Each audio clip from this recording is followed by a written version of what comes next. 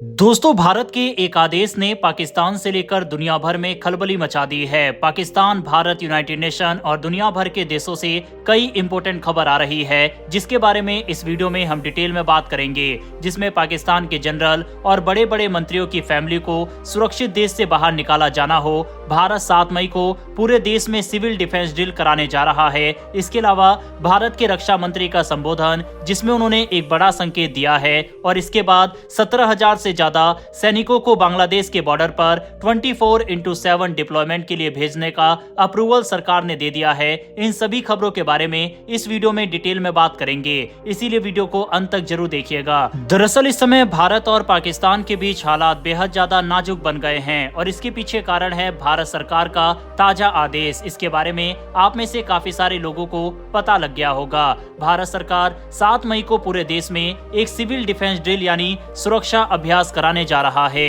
इसका मकसद है आम जनता को ये सिखाना कि अगर कभी युद्ध जैसी स्थिति बनती है या दुश्मन देश कोई हमला करता है तो आम नागरिकों को क्या करना चाहिए। यह अभ्यास देश के कई राज्यों में होगा, खासकर उन इलाकों में जो पाकिस्तान या चीन के नजदीक है। वहीं इस ड्रिल में एयर रेड सायरन यानी चेतावनी देने वाला सायरन भी बजाए जाएंगे। ये सायरन बताने के लिए होते हैं कि आसमान में खतरा है, जैसे दुश्मन के ड्रोन, फाइटर जेट या मिसाइल आ सकती है।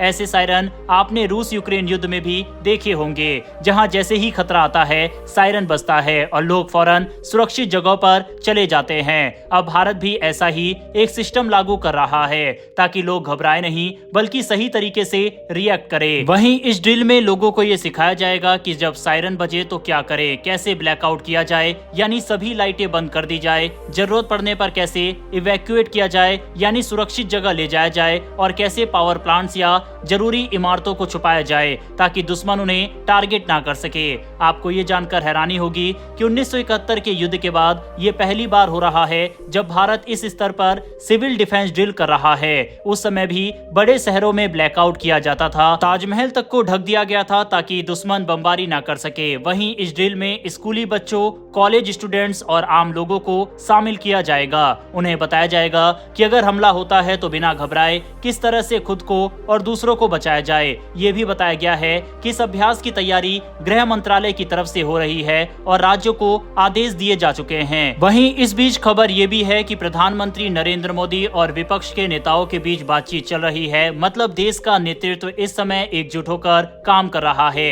रक्षा मंत्री राजनाथ सिंह ने भी हाल ही में कहा था कि जो आप चाहते हैं वो अब होगा। उनका इशारा एक बड़े युद्ध की तरफ था। वही हमारी कल की वीडियो अगर आपने देखी होगी तो हमारी तरफ से बताया गया था कि जो संकेत अब मिल रहे हैं वह इस तरफ इशारा कर रहा है कि भारत और पाकिस्तान युद्ध में जा सकते हैं। हमने बताया था कि किस तरह से गोला बारूद बनाने वाली फैक्ट्रियों की छुट्टियों को भी होम मिनिस्ट्री ने कैंसिल कर दिया है और अब 24/7 गोला बारूद बनाने का आदेश दिया गया है। इसके अलावा रक्षा मंत्री राजनाथ सिंह का रूस दौरा रद्द होना और महत्वपूर्ण हथियारों का भारत में आना, ये इस तरफ इशारा कर रहा है कि भारत अब तैयार है। और इसी बीच ये आदेश आना कि सभी महत्वपूर्ण शहरों में ड्रिल कराई जाएगी, अब ये काफी साफ हो गया है कि भारत युद्ध की तरफ बढ़ रहा है। लेकिन आपका सवाल होगा कि क्या सच में युद्ध होने वाला है? तो यहाँ पर जो उम्मीद है वह ये है कि भारत पाकिस्तान के अंदर जो हाई वैल्यू टारगेट है उनको निशाना बनाएगा, फिर चाहे वह मिलिट्री इंस्टॉलेशन हो, आतंकवादियों का ठिकाना हो। और भारत ये जानता है कि इसके बाद पाकिस्तान की तरफ से रिएक्शन आएगा और फिर लड़ाई युद्ध की तरफ बढ़ जाएगी। यही कारण है कि भारत ने अब लोगों के मन में भी डाल दिया है कि आप मेंटली तैयार रहे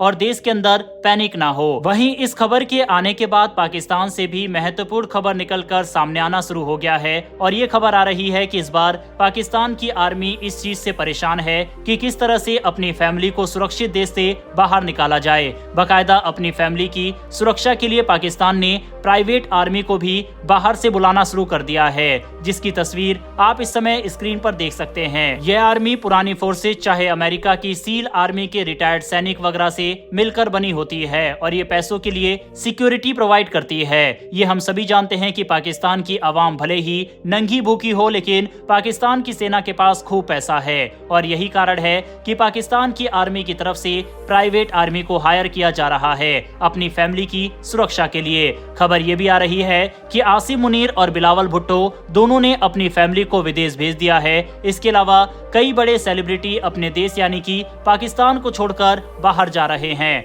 बहरहाल बढ़ते हमारी अगली खबर की तरफ, जो कि बांग्लादेश बॉर्डर से आ रही है। पश्चिम बंगाल के गवर्नर सीवी आनंद बोस ने हाल ही में एक ऐसी रिपोर्ट सौंपी है जो सिर्फ बंगाल के लिए नहीं बल्कि पूरे भारत के लिए खतरे की घंटी है। ये रिपोर्ट है मालदा और मुर्शिदाबाद में हुई हिंसा के बारे में, और इसमें जो बातें सामने आई है वो बेहद डरावनी है।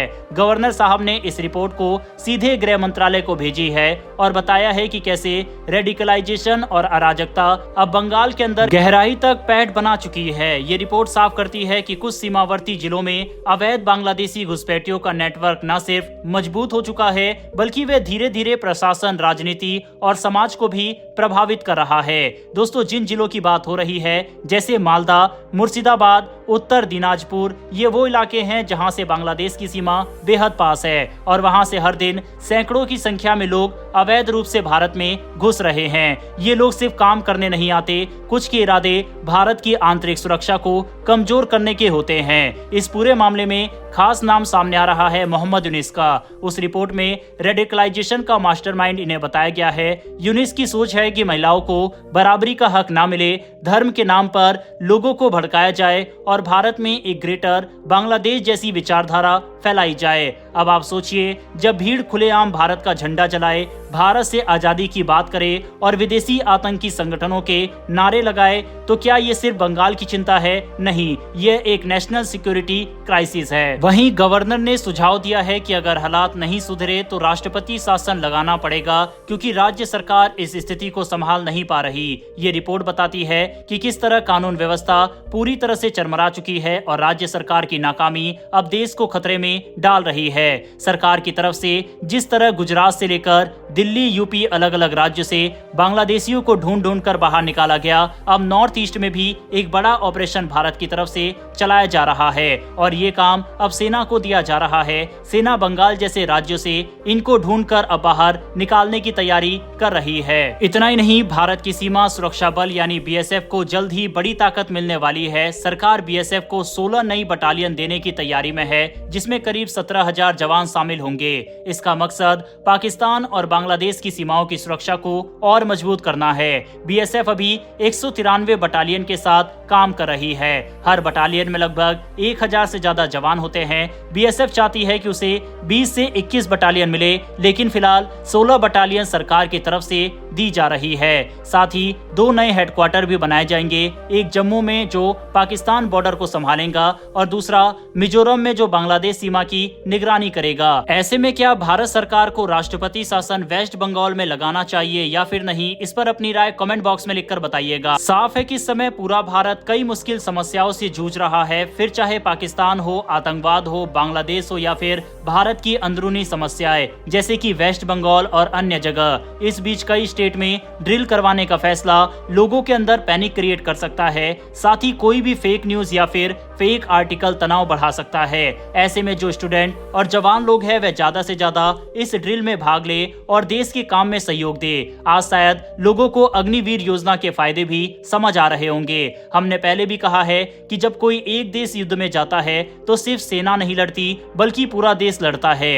ये लड़ाई हम सबको एक साथ लड़नी है, सबको साथ रहना है। Fake war, fake narrative, fake propaganda, इन सब चीजों से बचना, स्ट्रेस नहीं लेना, साथ ही सही खबरों को फॉलो करना और फेक न्यूज को ना फैलाना, ये हम सबका काम है। अगर आप में से कोई हमारे चैनल पर नए हैं तो हम आपको बता दें कि पिछले 7 साल से डिफेंस, वर्ल्ड अफेयर्स और फॉरेन पॉलिसी से जुड़ी न्यूज हम कवर कर रहे हैं। ये खबर विद फैक्ट्स, आर्टिकल और बिना किसी प्रोपेगेंडा के दिखाई जाती है। अगर आपको हमारी वीडियो पसंद आती हो और हमें सपोर्ट करना चाहते हैं तो नीचे दिए गए सब्सक्राइब बटन को प्रेस कर बेल आइकन को दबा ले।